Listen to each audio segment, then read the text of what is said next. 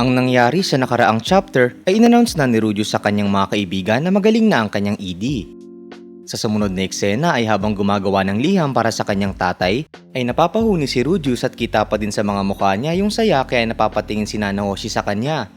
Nung tinanong ni Rudius si Nanahoshi tungkol sa love life nito, dito niya napagtanto na sa panahong muntik ng masagasaan si Nanahoshi ay tila nasa kalagitnaan ito ng lover's quarrel.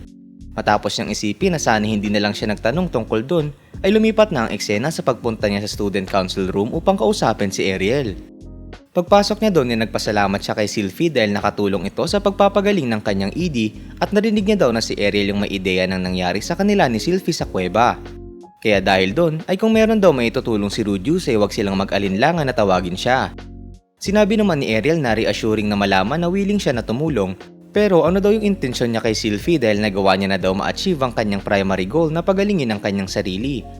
Pinaliwanag naman ni Rudius na hinahanap pa nila ni Paul si Zenith kaya hindi daw siya aalis sa university nang wala pa siyang naririnig galing sa tatay niya.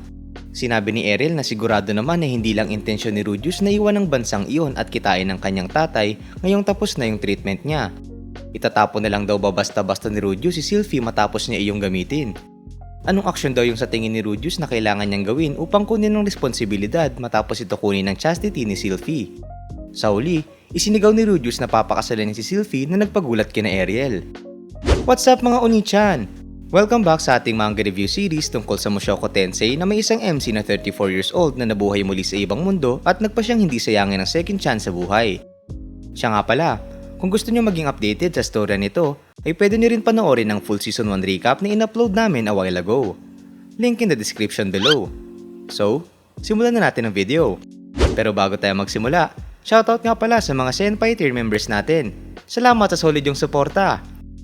Sa pagpapatuloy ng nakakapanabik na istorya ni Rudius sa kanyang pangalawang pagkakataon sa buhay, dumako tayo sa reaksyon nila Ariel sa sinabi niya na papakasalan niya si Sylvie. Seryoso daw ba si Rudius sa kanyang sinasabi? Tanong ni Ariel. Sumang-ayon naman doon agad si Rudius. Nanahimik naman yung lugar doon. Bigla namang nagtaka si Rudius at sinabi na, di ba kapag iniisip mo yung pagkuha ng responsibilidad matapos yung mag-wrestling sa kama, ay iisipin mo daw ay kasal. May nasabi daw ba siyang kakaiba doon? Totoo naman daw na parang medyo maaga yon pero ibinigay daw ni Sylvie sa kanya yung first time nun para tulungan siya. Dahil daw doon ay magiging faithful at committed siya kay Sylvie. Napatayo naman si Ariel doon at sinabi na mas magandang desisyon pa yung sinabi ni Rudius kaysa sa kanyang iniisip. Nawindang si Rudius sa biglaang pagbabago ng mood ni Ariel. Tinawag niya naman si Sylvie ng kasama ang apelyido ni Rudius at tinawag niya iyong Sylvie at Grey Rat. Kilig na kilig naman si Sylvie habang hindi makapaniwala na siya ay magiging Grey Rat na. Pinaliwanag ni Ariel na ayun yung gustong sabihin ni Rudius pero ano daw yung gustong gawin ni Sylvie doon? Napaisip si Rudius na nauwi iyon sa pagsasabi ng isang malaking declaration sa harapan ng boss ni Sylvie. Masyado niya daw kayang pinangunahan yung sarili niya doon. Sumagot naman si Sylvie sa tanong ni Ariel at sinabi nito na magpapatuloy siya na pagsilbihan si Ariel at gusto niya rin daw na gawin ang kanyang best bilang asawa ni Rudius. Tuwang-tuwa si Rudius sa narinig niya at maski si Ariel ay nakangiti dahil sa pangyayaring yun. Nilapitan ni Ariel si Sylvie at sinabi na mukhang willing si Rudius na kunin na siya ngayon, kaya hindi daw ba ay hindi na kailangan ni Sylvie ng kanyang proteksyon. Hiniling naman ni Sylvie na wag iyong sabihin ng gano'n ni Ariel. Nagpasalamat naman si Ariel kay Sylvie. Matapos yun, pinalapit na ni Ariel si Sylvie kay Rudius. Saka isip-isipan nitong malibog nating bida, tila Yuri daw yung nangyayari sa dalawa. Tinawag naman ni Sylvie yung pangalan ni Rudius kaya napatitig si Rudius sa kanya. Sinabi ni Sylvie na nag-look forward siya na makasama si Rudius kung saan ganoon din si Rudius. Kitang-kita naman sa mukha ng dalawa na masaya sila at naggitian ang dalawang lovebirds doon. Uy, may naiinggit. Matapos yun, sinabi ni Ariel kay Sylvie na kung magiging asawa na nito si Rudius ay hindi na nito kailangan magsuot ng panlalaki at umakto na ito bilang babae. Sinubukan namang kumontra ni Sylvie doon pero agad na sinabi ni Ariel na pero kapalit nun ay gagamitin niya ng kaunti ang pangalan ni Rudius. Nagtaka naman si Rudius doon. Pinaliwanag ni Ariel na sa ngayon, walang kahit sino sa area na iyon ang hindi pa naririnig ang pangalan ni Rudius. Kung basta-basta niya na lang daw ibibigay ang kanyang trusted confidant na si Fitz, ay sigurado daw na magkakaroon ng misunderstanding at gagawa ang mga tao ng kani-kanilang wild assumptions. Sinabi naman ni Rudius na okay lang naman sa kanya na sumali sa faction ni Ariel. Hindi naman daw yun mahalaga sabi ni Ariel at masyado daw siyang makapangyarihan at lampas sa capability ni Ariel na mamanage. Natameme naman si Rudius doon at sinabi na nauunawaan niya. Napaisip din siya na talaga bang ganun siya kalakas. Pero syempre daw, kung makaka-encounter man si Rudius ng problema, pwede niya daw gamitin yung pangalan ni Ariel kung kakailanganin at sigurado daw ito na magagamit niya yun. Sinabi naman ni Rudius na malaking tulong yun.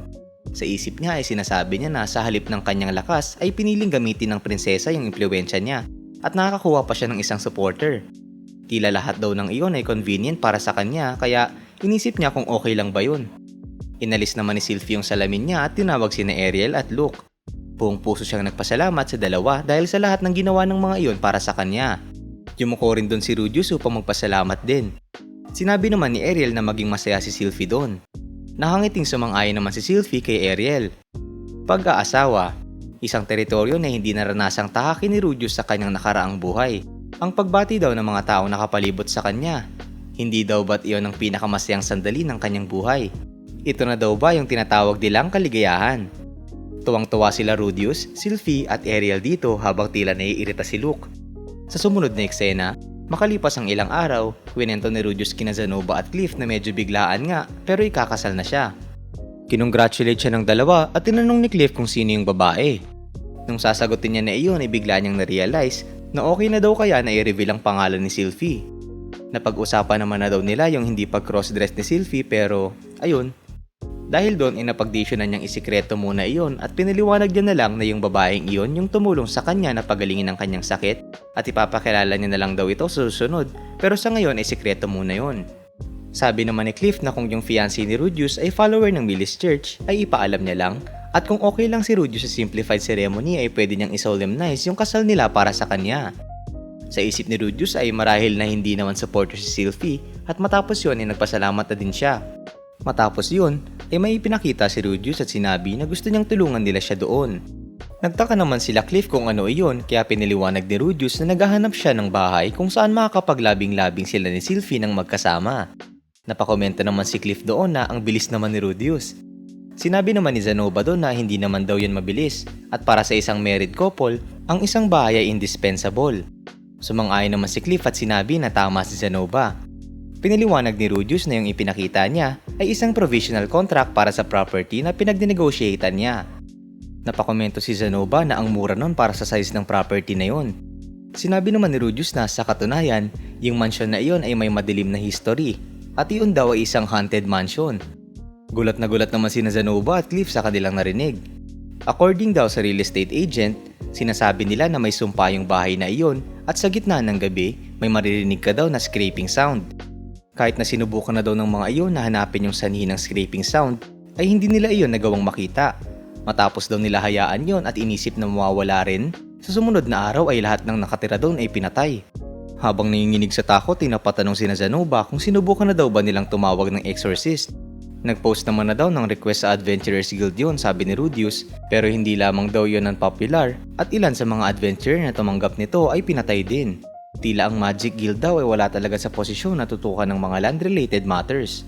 So sinasuggest daw ba ni Rudius na gumawa daw sila ng paraan ng sila-sila lang? Bakit naman daw kasi pinirmahan ni Rudius ang provisional contract ng ganong kadelikadong bahay? Tanong ni Cliff. Nirason naman ni Rudius na dahil kapag daw naging matagumpay siya sa pag-exercise ng multo, ay nag-agree sila na bigyan siya ng further 50% discount sa mansyon na yon. Sa isip niya ay sinabi niya na pero kinailangan niya yung tulong ni na Ariel at Bodigadi habang nakikipag-negotiate nun.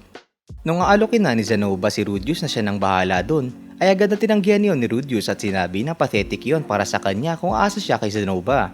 At dagdag pa daw dun, gusto niyang sorpresahin ng kanyang asawa ng isang bahay na siya mismo ang bumili.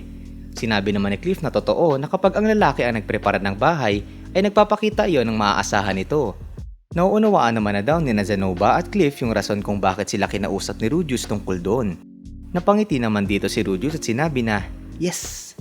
Sa sumunod na eksena, pinuntahan nilang tatlo ang mansyon na tinutukoy ni Rudius. Tila nagkaroon sila dito ng maangas na eksena ng paglalakad papunta doon. Pagkarating nila sa harapan ng mansyon ay tinitigan nila iyon ng may kumpiyansa. Napatanong naman si Zenobia na so ayun na pala yung haunted mansion kung saan sumang-ayon si Rudius. Nagpasalamat ng galing sa puso si Rudius kina Cliff dahil sa pagpayag nila na tulungan siya i-exercise yung multo na nasa bahay na yun. Wag naman daw umakto si Rudius na tila hindi sila close sabi ni Zenobia. Sumang-ayon naman doon si Cliff at nagbayabang pa na bukod doon, Pagdating sa exorcism ay kinakailangan daw ni Rudius ang advanced level divine attack magic ng kanyang henyong sarili. Nagpasalamat muli si Rudius at inaya na sila na pumasok sa mansion. Sa uli, ito ay ginagawa nila Rudius para sa layuning makabili ng bahay sa kalahating halaga. At dyan nagtatapos ang videong ito. Sa tingin nyo, magagawa kayang ma-exercise nila Rudius ang multo sa mansion? O kaya naman ay hindi talaga multo ang may kagagawa ng kababalaghan doon? Write your comments down below. Kung gusto mo pa ng iba pang anime at manga reviews, huwag kalimutang mag-like and subscribe para maging updated ka sa mga susunod na bagong videos. At kung gusto mong mapanood ang lahat ng mga anime series na re-release namin, ay check mo lang sa playlist tab on the YT app. Oni-chan?